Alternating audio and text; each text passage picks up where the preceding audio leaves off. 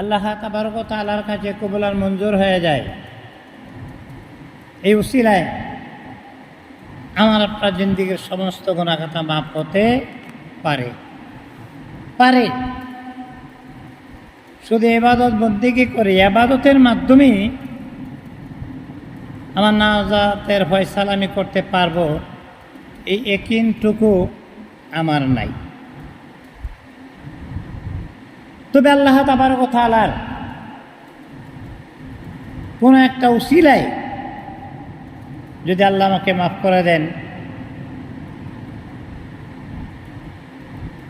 তাহলে এটাই হইতে পারে। কারণ আমি আমার এই দীর্ঘ সময়ে যখন আমি আমার